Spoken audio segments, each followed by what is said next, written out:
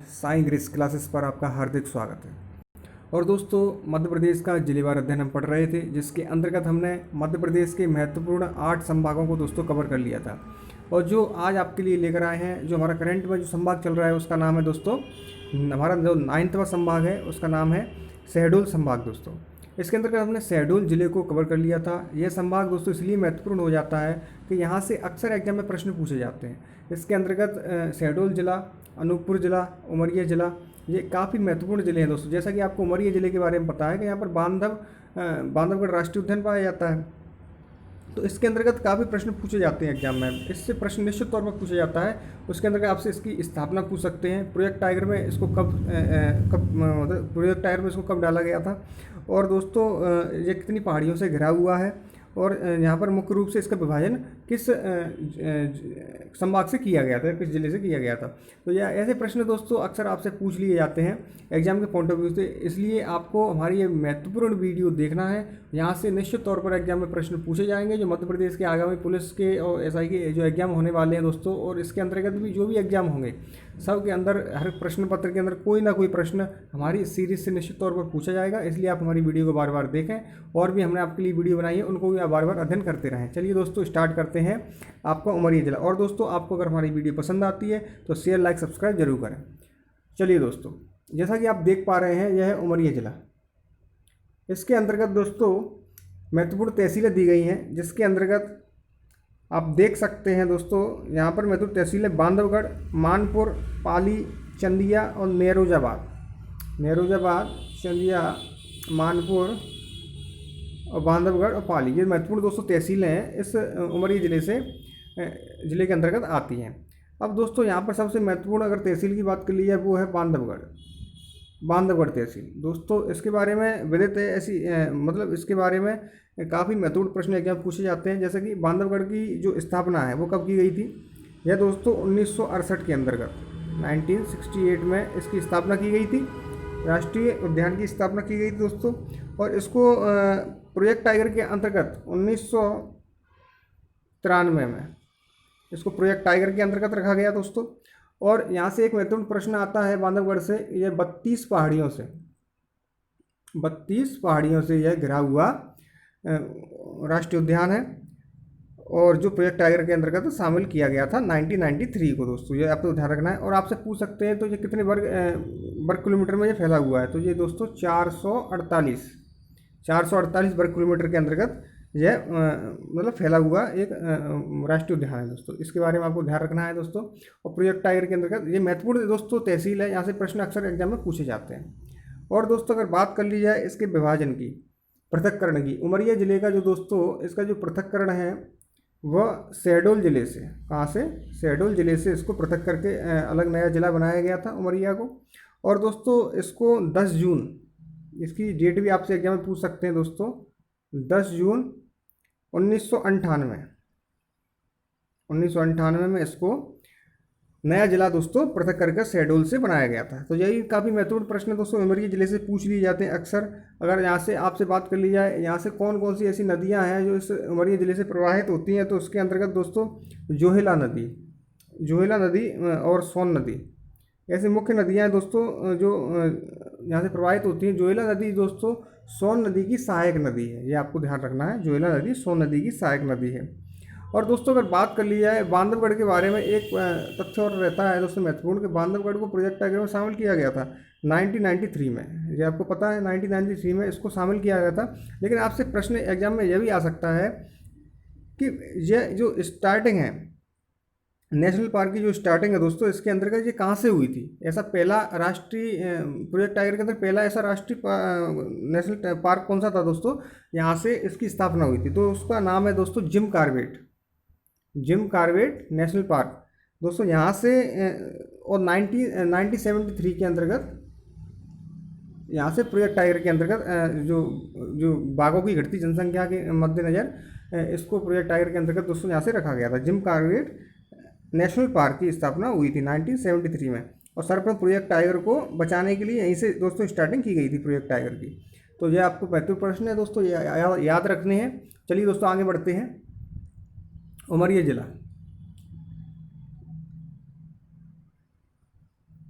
10 जून 1998 को शहडोल से अलग होकर जिला बनाया गया। उमरिया में सबसे अधिक लाख उत्पादन होता है। दोस्तों आपको एक प्रश्न और आ सकता है, लाख उत्पादन मध्य प्रदेश में सबसे ज़्यादा कहाँ पर होता है? तो यह लाख जो उत्पादन है दोस्तों, यह उमरिया जिले के अंतर्गत सबसे ज़्यादा अधिक मात्रा में होता है।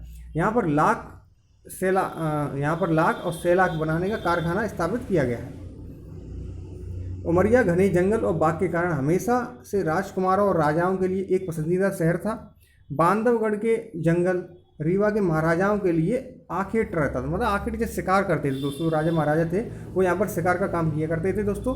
और लोधी राजपूत राजाओं ने यहाँ पर लक्ष्मी नारायण मंदिर बनवाया था। यहाँ पर दोस्तों एक प्रसिद्ध लक्ष्मी नारायण मंदिर है। इसकी जो स्थापना है वो लोधी राजपूतों ने के राजा जो थे उन्होंने इसकी स्थापना करवाई थी। इस जिले की अगर दोस्तों प्रमुख क्षेत्रफल की बात कर ली जाए तो 4548 वर्ग किलोमीटर में यह फैला हुआ है उमरिया जिला। और तथा इस जिले का जो लिंगानुपात है दोस्तों 948, 1000 पुरुषों के ऊपर 948 दोस्तों यहाँ पर महिलाएं हैं। ये आपको महत्वपूर्ण प्रश्न यहाँ से ध्यान रखने हैं, काफ़ी महत्वपूर्ण प्रश्न है दोस्तों। 10 जून 1998 ये विभाजन की डेट है, अक्सर एग्जाम में पूछी जाती है। कहाँ से किया गया था? तो शहडोल से, ये आपको ध्यान रखना है। और ये किस लिए प्रसिद्ध है? लाख उत्पादन के लिए। और उमरिया एक महत्वपूर्ण सबसे ज़्यादा प्रश्न आता है वो बाघ के लिए, बाघ मतलब बांधवगढ़ नेशनल पार्क के लिए भी ये स्थापित है। यह भी आपको दोस्तों ध्यान रखना है। प्रमुख तहसीलों की अगर बात कर ली जाए तो 5 मुख्य तहसीलें हैं, बांधवगढ़, मानपुर, पाली, चंदिया, नेरोजाबाद। बांधवगढ़ दोस्तों नेशनल पार्क यही है जिसमें बाघों का घनत्व सबसे अधिक है। सबसे ज़्यादा दोस्तों बाघों का घनत्व भी इसी बांधवगढ़ नेशनल पार्क के अंतर्गत है। यही पार्क दोस्तों 32 पहाड़ियों से घिरा है। अक्सर एग्जाम में प्रश्न पूछा जाता है दोस्तों, 32 पहाड़ियों से घिरा ऐसा कौन सा नेशनल पार्क है जो मध्य प्रदेश का हिस्सा है? तो इसका आंसर आपको लगाना है दोस्तों, वो है बांधवगढ़ नेशनल पार्क। और उमरिया डिस्ट्रिक्ट के अंतर्गत, उमरिया जिले के अंतर्गत यह आता है। और प्रोजेक्ट टाइगर में भी यह सम्मिलित है। इस पार्क की स्थापना दोस्तों 1968 में की गई थी। महत्वपूर्ण डेट है, डेट ध्यान रखनी है। प्रोजेक्ट टाइगर में इसे 1993 में शामिल किया गया था, 1993 में। यहीं से चरणगंगा नदी प्रवाहित होती है। इसी जगह से, इसी पार्क से यह चरणगंगा नदी भी यहाँ से प्रवाहित होती है। यह भी दोस्तों प्रश्न अक्सर एग्जाम में पूछा जा सकता है, इसको भी आपको ध्यान रखना है। बांधवगढ़ 448 वर्ग किलोमीटर के क्षेत्रफल में यह फैला हुआ है। यह आपको दोस्तों महत्वपूर्ण प्रश्न यहाँ से ध्यान रखना है। आगे बढ़ते हैं। पानपठा और जोहेला यहाँ के उत्पादक क्षेत्र हैं दोस्तों।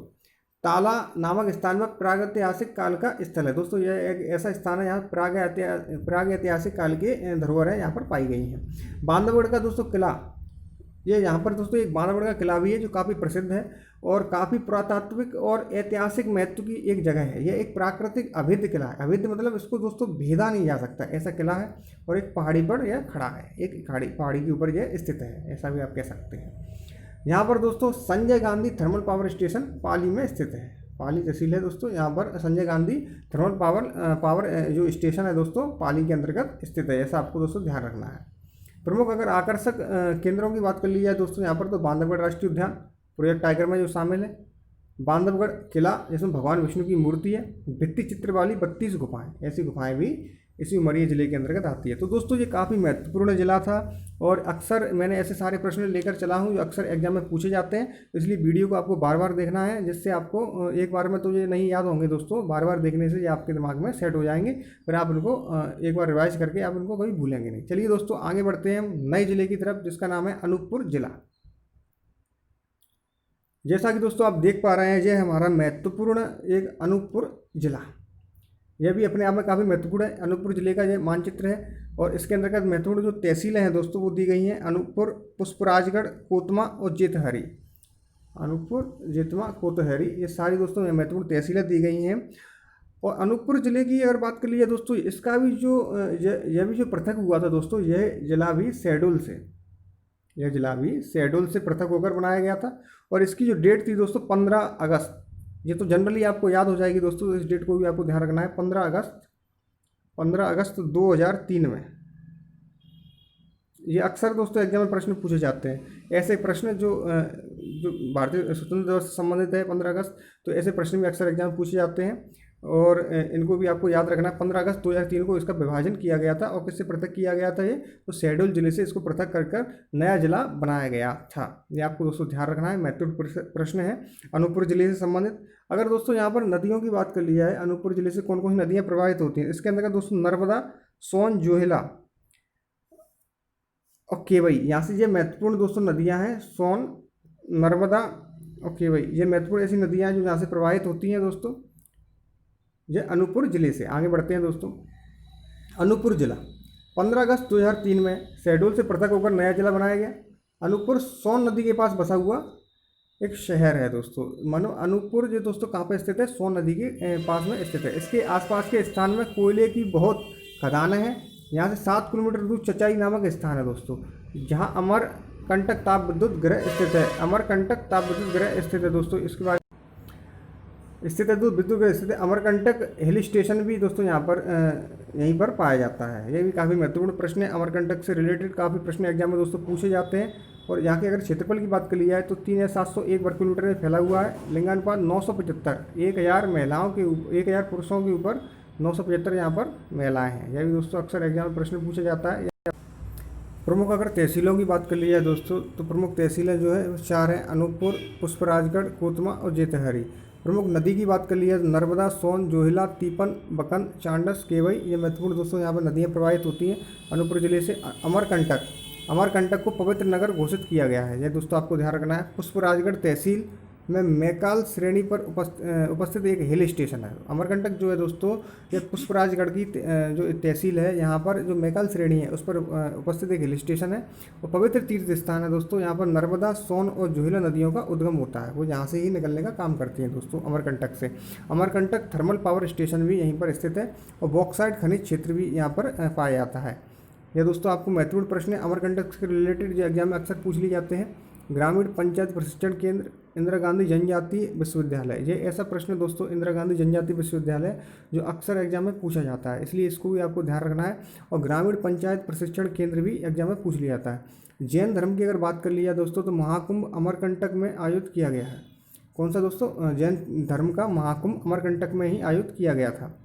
और प्रमुख उद्योगों की बात कर ली जाए तो सोडा फैक्ट्री, बीड़ी फैक्ट्री, बांस उद्योग, पॉलीथीन उद्योग, विद्युत उत्पादन, अमरकंटक और चचाई विद्युत केंद्र 290 मेगावाट में यह भी यहीं पर स्थित है। प्रमुख अगर खनिजों की बात कर ली जाए तो कोयला, बॉक्साइट, फायर क्ले आदि प्रमुख खनिज यहाँ पर पाए जाते हैं। कबीर चबूतरा भी इसी जिले के अंतर्गत आता है दोस्तों।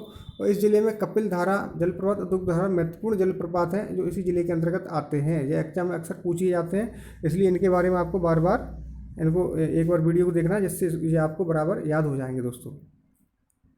आगे बढ़ते हैं।